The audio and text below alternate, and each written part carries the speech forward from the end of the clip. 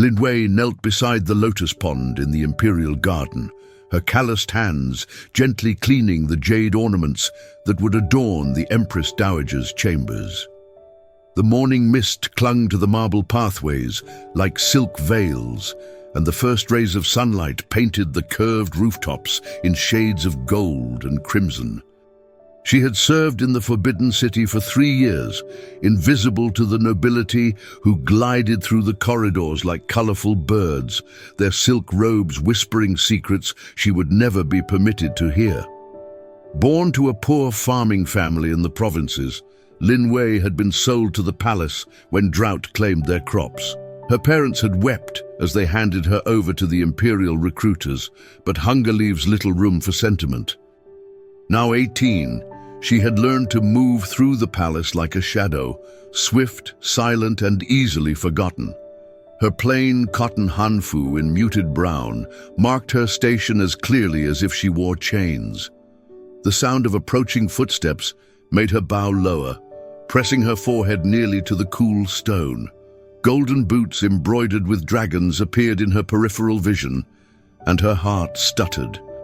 Prince Chen, the emperor's second son, was known throughout the palace for his intelligence and unexpected kindness to servants. Unlike his elder brother, he never struck those who displeased him, never demanded impossible tasks for his amusement. "The morning is beautiful," he said softly, his voice carrying the cultured tones of imperial education. "Do you think the lotus will bloom soon?" Lin Wei dared not raise her eyes. "Yes, Your Highness. The buds are full and ready." Her voice trembled slightly, not from fear, but from something she couldn't name, a flutter in her chest that felt dangerous and wonderful simultaneously.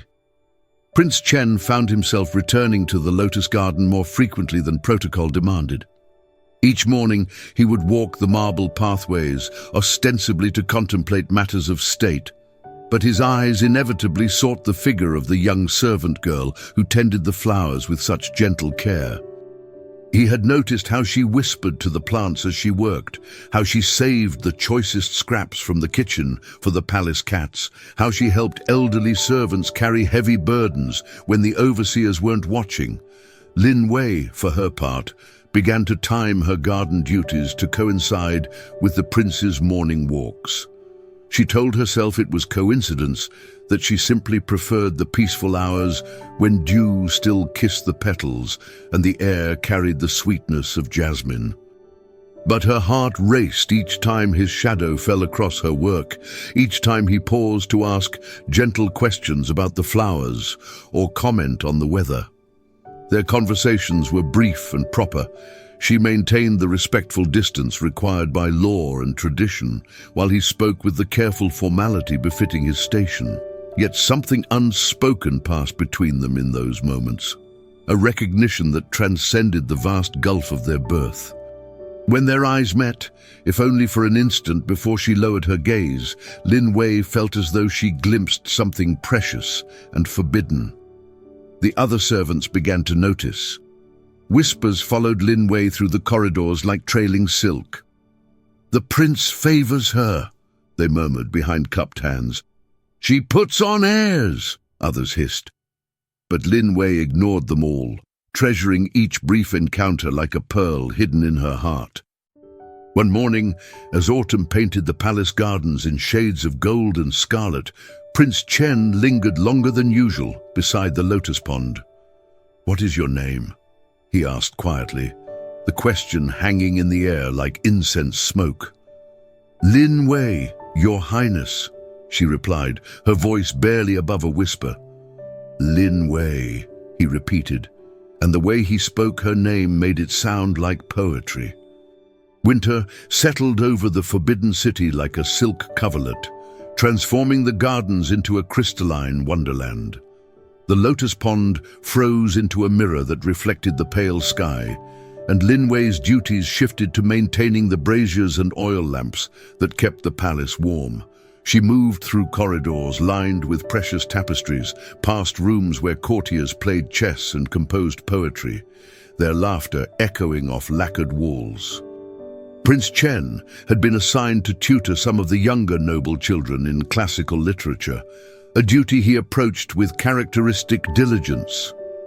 One afternoon, as snow fell softly beyond the paper windows, he dismissed his students early and found himself walking through the palace corridors.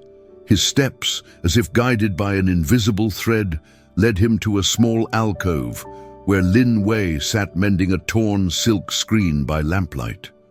She looked up startled as his shadow fell across her work, immediately moving to prostrate herself.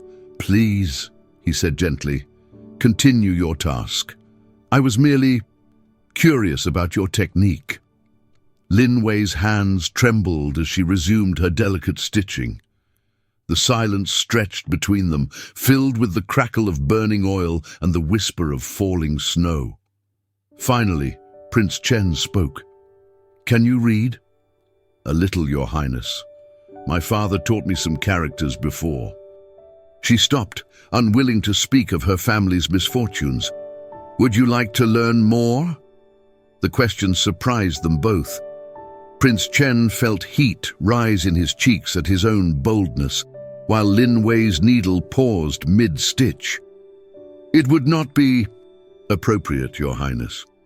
"Perhaps not," he admitted, "but learning is never wasted, is it?" And so began their secret lessons. Each evening after his official duties ended, Prince Chen would find his way to quiet corners of the palace where Lin Wei worked. He brought scrolls of poetry, teaching her the elegant characters that painted pictures with words. She proved an eager student, her mind sharp despite her humble origins. Spring returned to the palace with explosive beauty. Cherry blossoms cascaded like pink snow, and the air hummed with the songs of returning birds. Lin Wei had progressed remarkably in her reading, able now to appreciate the subtle beauty of classical poetry. More than that, she had begun to understand the growing emotion in Prince Chen's eyes when he looked at her, an emotion that mirrored the dangerous flowering in her own heart. Their evening lessons had evolved into something deeper.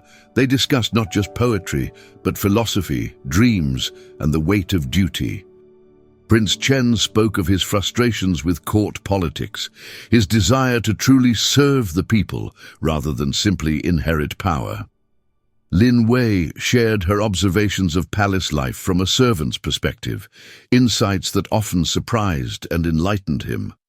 One evening, as they sat in a moonlit courtyard, reading verses about spring's renewal, their hands accidentally brushed as they reached for the same scroll. The contact sent lightning through Lin Wei's body, and she jerked back as if burned. Prince Chen's eyes met hers, and in that moment, the careful walls they had built between them crumbled like autumn leaves. "Lin Wei," he whispered, and her name on his lips sounded like a prayer. "Your Highness, we cannot," she began, but he reached out to gently touch her cheek. "I know what we cannot do," he said softly, "but I cannot command my heart as easily as I command my servants." The admission hung between them like a bridge made of moonbeams, beautiful, impossible, and fraught with danger. Lin Wei knew that to cross it would mean risking everything she had, everything she was. But looking into his eyes, she saw her own longing reflected back like stars in still water.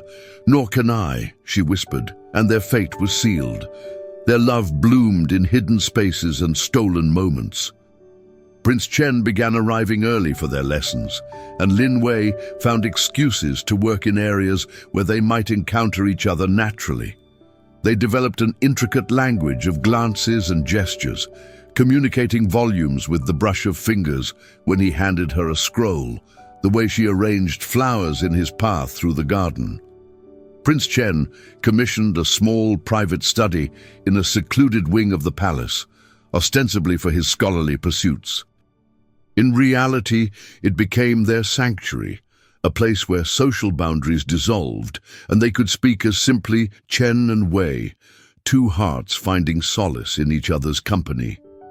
The room was furnished with comfortable cushions, low tables for reading, and windows that looked out onto a small garden where no one else ventured.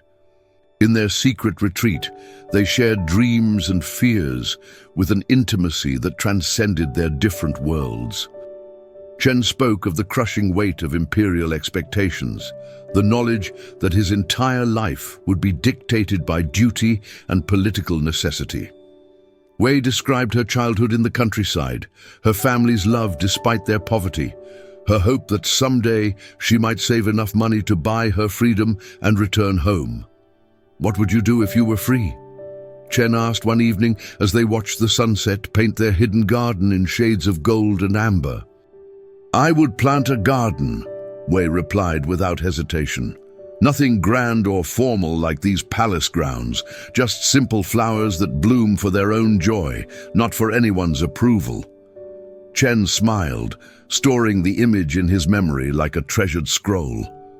"And I would help you tend it," he said softly, knowing even as he spoke the words how impossible such a future would be. Their growing closeness did not go entirely unnoticed. Chen's personal eunuch, Master Liu, began to regard Wei with calculating eyes, while the head housekeeper questioned why a simple servant girl was spending so much time in the scholarly wing of the palace. The festival of the autumn moon transformed the Forbidden City into a wonderland of lanterns and celebration. Nobles strolled through gardens illuminated by thousands of silk lights, their elaborate robes rustling like falling leaves. Musicians played haunting melodies while servants hurried between shadows, ensuring every guest's comfort while remaining invisible themselves. Prince Chen attended the festivities in his formal court dress, robes of midnight blue silk embroidered with silver dragons, a jade crown that caught the lantern light like captured stars. He moved through the crowds with practiced grace, exchanging pleasantries with visiting dignitaries, and nodding approvingly at the entertainment. But his thoughts were elsewhere, seeking glimpses of a figure in plain brown hanfu who served wine and cleared tables at the edge of the celebration. Lin Wei felt his eyes on her throughout the evening. Each time their gazes met across the crowded courtyard, her heart fluttered like a caged bird. She moved carefully, precisely, knowing that any misstep on such a night could bring disaster. The other servants seemed more tense than usual, aware that important guests meant higher stakes and harsher punishments for any perceived failures. As the night wore on and guests grew merry with wine, the formal atmosphere relaxed slightly. Some nobles called for poetry recitations, others for dancing. Prince Chen found himself requested to demonstrate his scholarly accomplishments by composing verses on the beauty of the autumn moon. He stood before the assembled court, his voice carrying clearly across the hushed crowd as he recited, "The moon shines equally on palace and humble cottage. Its light knows no distinction between silk and cotton. In its glow, all hearts beat with the same yearning, all souls reach toward the same distant beauty."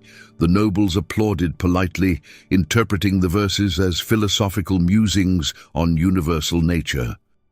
But Lin Wei, standing in the shadows with the other servants, understood the true meaning behind his words. Their eyes met across the courtyard, and she saw in his gaze both declaration and promise.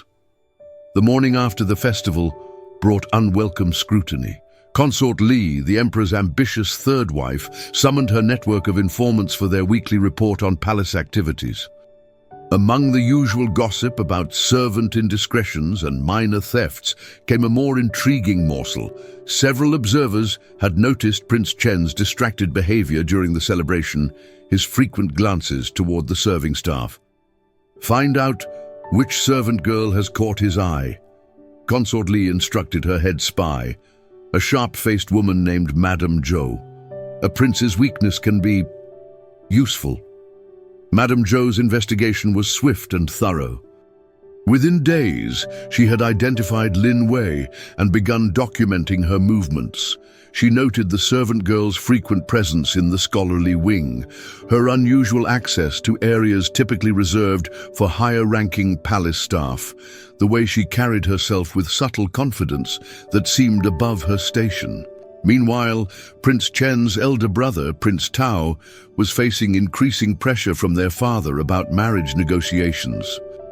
The emperor had received several advantageous proposals from neighboring kingdoms, and tradition demanded that the heir apparent secure beneficial alliances through marriage. Prince Tao's resentment toward his scholarly younger brother, who seemed to drift through palace life without such burdens, began to sharpen into something more dangerous. Lin Wei sensed the changing atmosphere like an animal sensing an approaching storm. Conversations stopped when she entered rooms. Other servants watched her with suspicious eyes, and she felt observed. Even in moments, she thought herself alone. When she mentioned her concerns to Chen during one of their evening meetings, he dismissed her fears. "You're imagining threats that don't exist," he assured her. "No one pays attention to servants, and fewer still care about a prince's scholarly habits." But Lin Wei's instincts, sharpened by years of survival in the palace's treacherous social waters, told her otherwise. She began varying her routines, avoiding their usual meeting places, taking circuitous routes through the palace corridors. Still, the feeling of invisible eyes tracking her every movement grew stronger with each passing day. Consort Li's patience finally yielded the evidence she sought. Madame Zhou presented her with detailed reports of Prince Chen and Lin Wei's clandestine meetings, complete with times, locations, and witness accounts of their obvious intimacy. More damaging still were fragments of their conversations, overheard by servants Madame Zhou had positioned strategically throughout the palace. "Perfect," Consort Li murmured, studying the documents by candlelight. "This gives us considerable leverage." Her plan was elegant in its cruelty. Rather than immediately exposing the affair, which might result in the servant girl's swift execution and Prince Chen's disgrace, but little lasting damage, she would orchestrate a more public revelation. The upcoming visit from the imperial ambassador of the Northern Kingdom, who was coming to finalize Prince Tao's marriage negotiations, would provide the perfect stage. Lin Wei walked into the trap with innocent trust. A message, supposedly from Prince Chen, requested her presence in the Hall of Celestial Harmony during the afternoon reception for the ambassador. The hall was one of the palace's most formal spaces, used only for state occasions, and Lin Wei's stomach twisted with anxiety as she approached its gilded doors. Inside, she found not Chen, but a gathering of the court's most influential nobles, including Consort Li, Prince Tao, and the visiting ambassador. Lin Wei immediately dropped to her knees, pressing her forehead to the cold marble floor, her mind racing to understand why she'd been summoned to such an august assembly. "Rise, girl," Consort Li commanded, her voice sharp as a blade. "We have questions for you." As Lin Wei lifted her head, she saw Prince Chen enter the hall, his face pale with dawning horror as he realized what was happening. Their eyes met across the room, and in his expression she read both love and the terrible knowledge that their secret was secret no more. "Tell us, servant," Prince Tao said with silky menace, "about your educational activities with my brother." The silence in the Hall of Celestial Harmony stretched taut as a bowstring.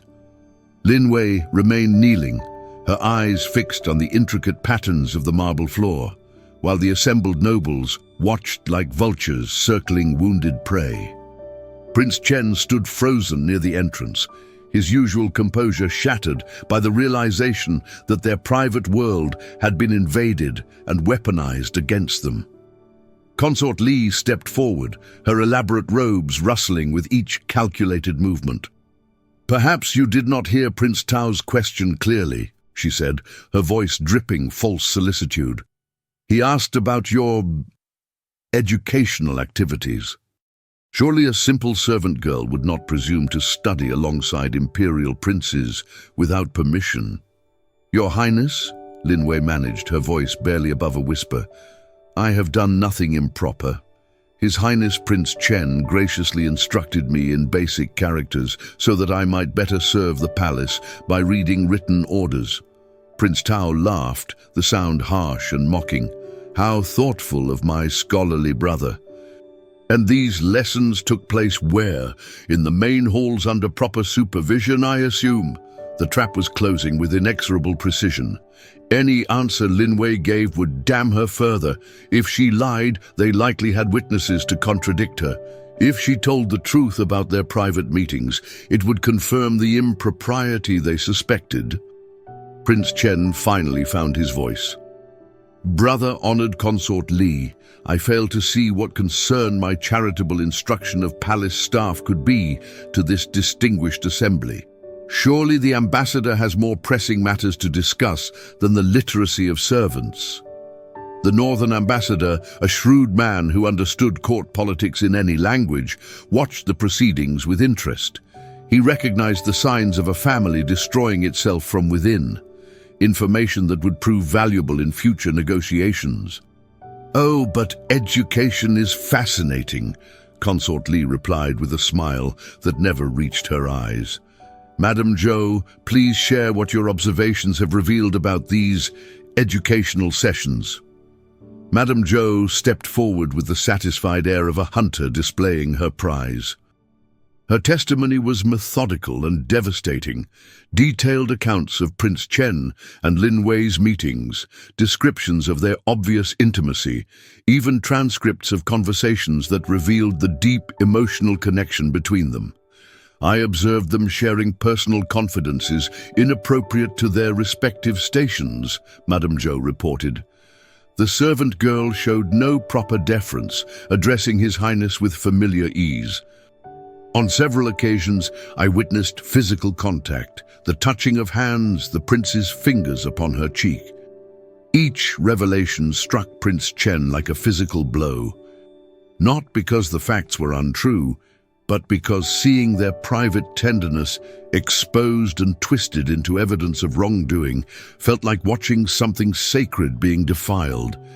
He looked at Lin Wei, still kneeling with her head bowed, and saw the slight tremor in her shoulders that revealed her terror.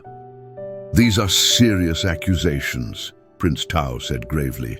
"A servant who seduces a prince endangers the entire imperial line. Such behavior borders on treason." "I seduced no one." Lin Wei's head snapped up, her fear finally overcome by outrage. "Any kindness His Highness showed me was freely given, never demanded or manipulated. I have served this palace faithfully, harmed no one, and committed no crimes beyond learning to read." The hall erupted in scandalized whispers at her bold words. Servants were not permitted to speak in their own defense before such an assembly, and her breach of protocol only seemed to confirm their suspicions about her presumptuous nature.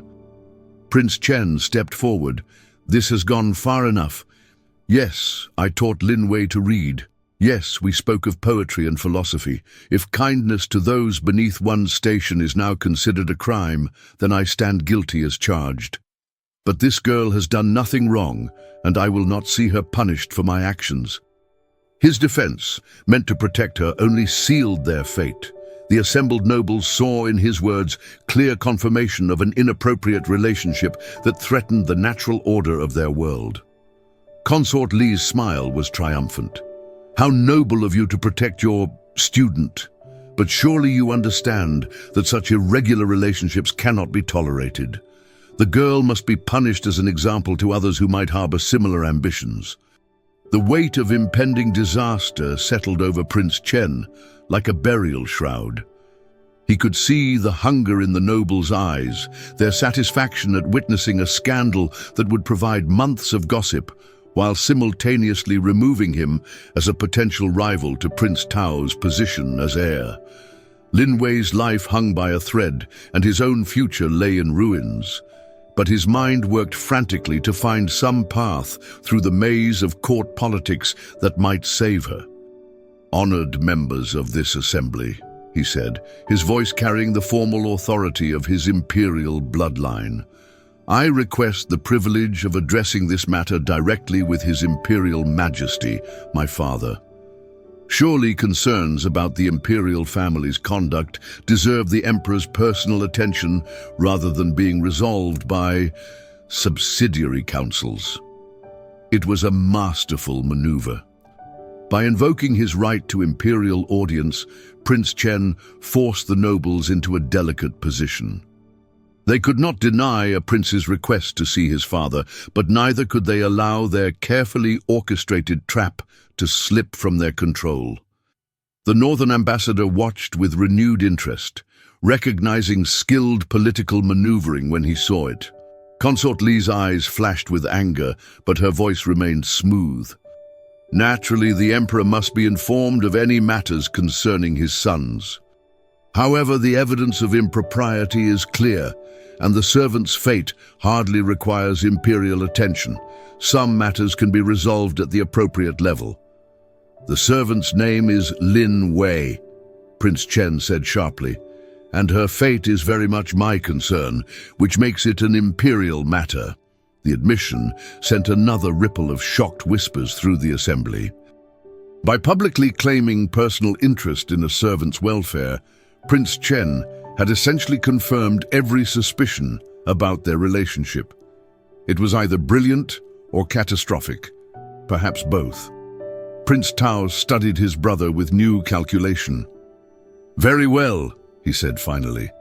"We shall present this matter to our father together, but the girl remains confined, pending his decision." Lin Wei felt rough hands grasp her arms as guards moved to escort her to the palace detention chambers. As they lifted her to her feet, her eyes met Prince Chen's one last time. In his gaze, she read desperate love, agonized regret, and a promise that somehow, despite the impossible circumstances, he would find a way to save her. Emperor Kangxi received his sons in the Dragon Throne Hall, the vast chamber that had witnessed 1,000 years of imperial justice.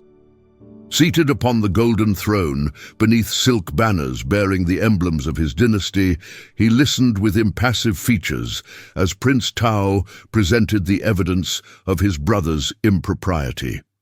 The morning light, streaming through jade windows, cast shifting patterns across the marble floor where Prince Chen knelt in formal supplication. "You have brought shame upon our family," the emperor said finally, his voice carrying the weight of absolute authority. "A prince who cannot govern his own desires cannot be trusted to govern a province, much less serve as an example to our people." Prince Chen remained prostrate, his forehead pressed to the cold stone. "Honored father, I accept responsibility for my actions, but I beg you to show mercy to Lin Wei. She is innocent of any wrongdoing." "Innocent?" The emperor's voice sharpened. "A servant girl who seduces a prince threatens the very foundation of our social order. Her presumption must be answered with appropriate severity." "She seduced no one, father.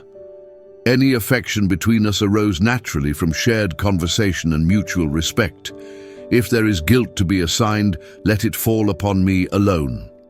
Prince Tao watched the exchange with satisfaction, seeing his brother's political future crumble with each word. The northern ambassador, seated in a position of honor to observe imperial justice, took careful note of the family dynamics that might affect future negotiations. The emperor was silent for long moments, studying his second son with eyes that had seen decades of palace intrigue. Finally, he spoke. "The girl will face execution for her crimes against imperial dignity. You will marry the northern princess as arranged. Your scandalous attachment to a servant makes alliance through marriage more essential than ever. Perhaps a proper wife will teach you appropriate behavior." The pronouncement struck Prince Chen like a physical blow. In one sentence, his father had condemned Lin Wei to death and chained him to a loveless political marriage. The carefully constructed world of their secret happiness shattered like porcelain dropped on stone. "Father, please," he began, but the emperor raised a hand for silence. "The matter is decided. The execution will take place at sunset, after which we shall speak no more of this embarrassment to our family." News of Lin Wei's death sentence spread through the palace like wildfire. Servants whispered in corners about the girl who had dared to reach above her station, while nobles discussed the scandal over wine and delicacies, savoring each detail like fine entertainment. In the detention chamber where she awaited execution, Lin Wei sat in darkness, listening to the distant sounds of palace life continuing without her. She felt strangely peaceful, as if the worst had finally happened and she could stop fearing it. Her brief time with Prince Chen had shown her a glimpse of a world where hearts mattered more than birth, where intelligence and kindness held value regardless of one's station. Even facing death, she could not regret those stolen moments of happiness. Prince Chen paced his chambers like a caged tiger, his mind racing through increasingly desperate scenarios. Could he bribe the guards, rally loyal servants to create a distraction, challenge his father's authority directly and face the consequences? Each plan seemed to lead only to disaster, not just for himself, but for anyone who might try to help. As the sun began its descent toward the western mountains, painting the palace walls in shades of gold and crimson, Prince Chen made his decision. If he could not save Lin Wei's life, he could at least ensure she did not die alone and forgotten. Whatever the personal cost, he would be present at her execution, not as a prince fulfilling duty, but as the man who loved her. He donned his finest robes, not in celebration, but in honor of her memory. The silk was midnight blue embroidered with silver dragons, the same outfit he had worn the night of the autumn festival when their eyes had met across the crowded courtyard. If these were to be their final moments together, he would meet them with all the dignity she deserved. The execution ground was a small courtyard behind the palace walls, traditionally used for disposing of servants and minor functionaries whose crimes did not warrant public spectacle. A crowd of nobles and palace officials had gathered, drawn by curiosity and the social opportunity such events provided. Lin Wei was led to the courtyard as the sun touched the horizon. Her hands bound behind her back, her simple brown hanfu replaced with the white robes traditionally worn by the condemned. She walked with steady steps, her head held high, refusing to give the assembled nobles the satisfaction of seeing her broken. As she entered the courtyard, her eyes immediately found Prince Chen standing among the crowd, and their gazes locked across the space that separated them. The executioner, a massive man with arms like tree trunks, tested the edge of his blade while the crowd settled into expectant silence. The palace minister began reading the formal charges. Seduction of an imperial prince, behavior inappropriate to her station, crimes against the natural order of society. Lin Wei listened to the words that condemned her, but her eyes never left Prince Chen's face. "Have you any final words?" the minister asked perfunctorily, expecting silence or perhaps a plea for mercy. Lin Wei's voice carried clearly across the courtyard, steady and unafraid. "I am grateful for the kindness I was shown, and I regret nothing. If love is a crime, then I die guilty but unashamed." The words struck the assembled nobles like thunderclaps. Such defiance from a condemned servant was unprecedented, shocking in its boldness. But before anyone could react, Prince Chen stepped forward from the crowd. "Wait," he commanded, his voice carrying the authority of his bloodline. "I claim the right of final mercy." It was an ancient law, rarely invoked, that allowed members of the imperial family to grant a condemned person one last request before execution. The crowd stirred with excitement. Such drama was better than theatrical entertainment. Prince Chen walked across the courtyard until he stood directly before Lin Wei. The executioner looked confused, unsure whether to proceed or wait for the prince's command. The minister began to stammer objections, but Prince Chen ignored them all. "Lin Wei," he said softly, speaking her name like a prayer. "You said love is not a crime. I agree." Oh. And with that, before the assembled court, before his brother and father's representatives, before nobles who had spent the day condemning their relationship, Prince Chen took Lin Wei's face in his hands and kissed her with all the passion and tenderness their secret meetings had contained.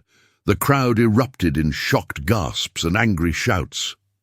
"Disgraceful!" some cried. "Scandalous!" others added. But Prince Chen held the kiss until Lin Wei's tears of joy and sorrow mixed on their faces, until the image was burned forever into the memory of every person present. When they finally parted, Prince Chen turned to address the crowd, his arm still protectively around Lin Wei despite her bonds. "Let it be recorded," he declared, his voice ringing with authority, "that Prince Chen loved Lin Wei not in shame, but in honor. If that love condemns us both, then we face that condemnation together." The minister looked helplessly between the prince and the crowd, unsure how to proceed. In the stunned silence that followed, a new voice spoke from the courtyard entrance. "Enough!" Emperor Kangxi stood in the doorway, having witnessed the entire scene. His face was unreadable as granite as he surveyed his son, the condemned servant girl, and the scandalized court. For a long moment, the only sound was the whisper of evening wind through the palace walls. Finally, the emperor spoke again, his words measured and deliberate. "A prince who loves with such courage, even unto disgrace, perhaps understands more of true nobility than one who loves only power." He paused, his gaze moving between Prince Chen and Lin Wei. "The execution is postponed. All of you disperse. I would speak with my son and this remarkable servant girl privately." Nay, as the crowd reluctantly filed out, murmuring with disappointment and confusion, Prince Chen helped Lin Wei to her feet. Whatever judgment awaited them, they would face it as they had faced everything else, together, with hearts that had dared to love beyond the boundaries of their world. The sun had set completely now, but the first stars were beginning to appear in the darkening sky above the forbidden city, eternal and unchanging witnesses to a love that had indeed changed everything.